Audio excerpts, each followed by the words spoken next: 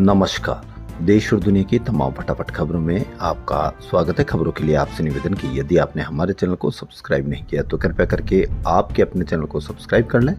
आप सब्सक्राइब करते हैं तो हमें हिम्मत होती है सही और सच्ची खबरें आप तक पहुंचाने की, वरना मीडिया में किस तरह की झूठी खबरें आपको पेश की जाती है यह आप भली भांति कई बार कई मौकों पर आप देख चुके हैं और आप परख चुके हैं। इसलिए क्या है आज की वो बड़ी खबरें जो मीडिया पर आपको अवश्य दिखाई नहीं देगी। अमेरिका इजराइल की ईरान से जंग की वजह से देश में एलपीजी संकट बढ़ गया है।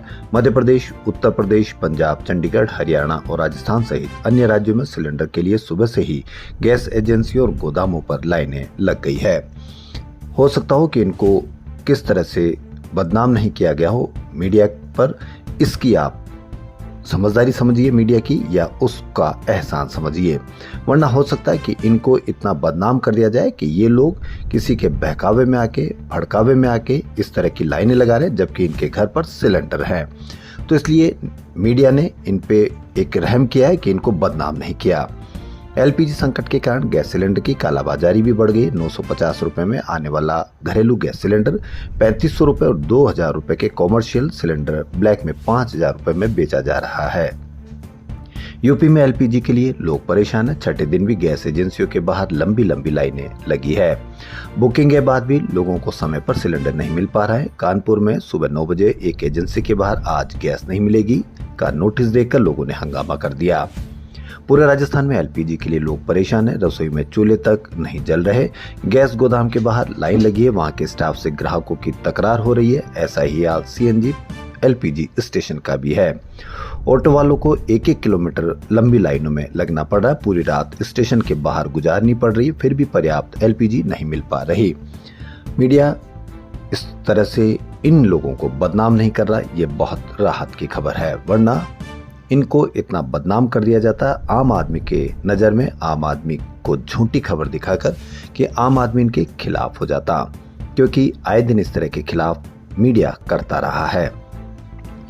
चुनाव आयोग ने आज असम, केरल, पुडुचेरी, तमिलनाडु और पश्चिम बंगाल के विधानसभा चुनाव का ऐलान कर दिया। तमिलनाडु में सिंगल फेज में 23 अप्रैल को वोट डाले जाएंगे। वहीं बंगाल में 2 फेज 23 और 29 अप्रैल को वोटिंग होगी। 3 राज्य केरल, असम, पुडुचेरी में सिंगल फेज यानी 9 अप्रैल को मतदान होंगे। 5 राज्यों का रिजल्ट 4 मई को आएगा। इनके साथ इन राज्यों में आचार संहिता लागू हो गई। मुख्य चुनाव आयुक्त ज्ञानेश कुमार ने बताया कि राज्यों में 17.4 करोड़ मतदाता और 824 सीटें हैं। 2021 में इन सभी 5 राज्यों के चुनाव का ऐलान 26 फरवरी को किया गया था। पिछली बार बंगाल में 8 चरणों में चुनाव हुए थे। असम में 3 और तमिलनाडु, केरल, पुडुचेरी में सिंगल फेज में वोटिंग हुई थी। 5 विधानसभाओं का कार्यकाल मई-जून में खत्म हो रहा है। अमेरिका, इजराइल और ईरान का जंग का आज 16वां दिन है। ईरान के सीनियर अधिकारी अली लरिजानी ने दावा किया कि जेफरी एप्स्टीन से जुड़े कुछ लोग 2001 के 9/11 वर्ल्ड ट्रेड सेंटर जैसा हमला करवाने की साजिश रच रहे हैं।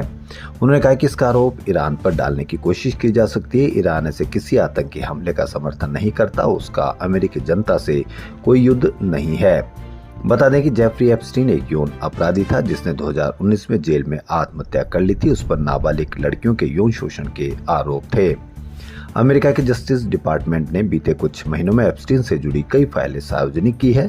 इनमें राष्ट्रपति ट्रंप समेत दुनिया भर के कई हाई प्रोफाइल लोगों के नाम है।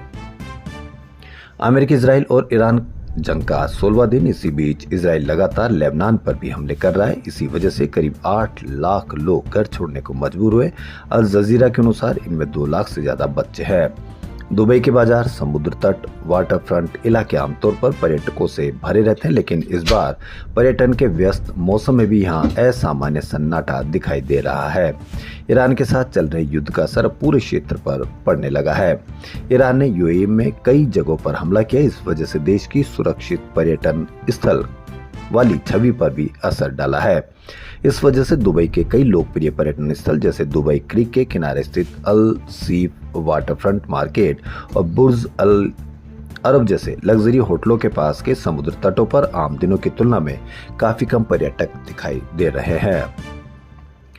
पश्चिम बंगाल में विधानसभा चुनाव की घोषणा से सवा घंटे पहले मुख्यमंत्री ममता बनर्जी ने पुजारियों और मुइज्जिनों अजान के लिए आवाज देने वाला के मानदेय में 500 रुपए की बढ़ोतरी की है। इन्हें अब हर महीने 2000 रुपए मिलेंगे। मीडिया हो सकता है कि आपको अजान देने वालों का 500 रुपए बढ़ाने की खबर ज्यादा दिखाए और एक नेगेटिविटी ममता बनर्जी के खिलाफ बनाने की कोशिश करे। सीएम ममता बनर्जी ने आज दोपहर एक्स पोस्ट में लिखा, पुजारी और मुइज्जिन समुदाय के आध्यात्मिक और सामाजिक जीवन को बनाए रखने में अहम भूमिका निभाते हैं। सरकार ने मानदेय योजना के तहत पुजारियों और मुइज्जिनों की सभी नई आवेदनों को भी मंजूरी दे दी है। रणवीर सिंह की मल्टी स्टारर फिल्म धुरंधर 2 का फैंस बेसब्री से इंतजार कर रहे हैं। फिल्म 19 मार्च को रिलीज होने वाली है, लेकिन अभी से ही इसका तगड़ा बज देखा जा रहा है। फिल्म दुनिया भर में एक साथ रिलीज हो रही है। इसके अलावा 18 मार्च को इसके पेड प्रीव्यूज भी होने वाले हैं, जिसके लिए धमाकेदार एडवांस बुकिंग की जा रही है। अब फिल्म के सेंसर सर्टिफिकेशन को लेकर बड़ी अपडेट सामने आई है। आयरिश सेंसर बोर्ड ने धुरंधर 2 को सर्टिफिकेट दे दिया है।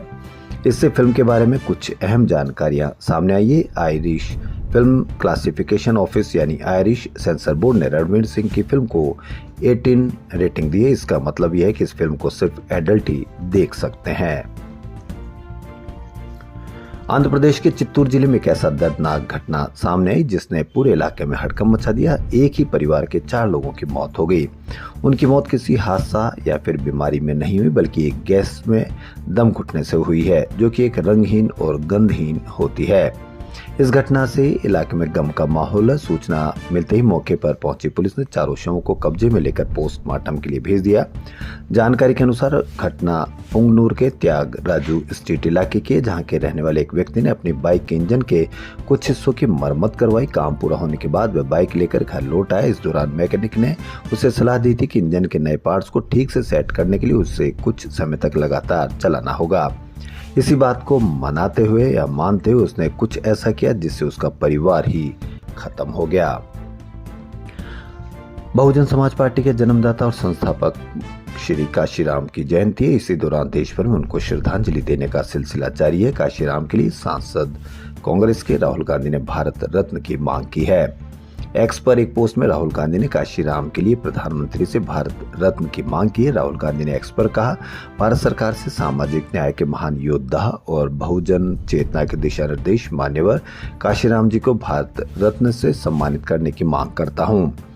उन्होंने आगे कहा कि यह सर्वोच्च राष्ट्रीय सम्मान काशीराम जी के साथ उस पूरे आंदोलन को श्रद्धांजलि होगी जिसने करोड़ों बहुजनों को हक, समर्थकों और आत्मसम्मान की राह दिखाई।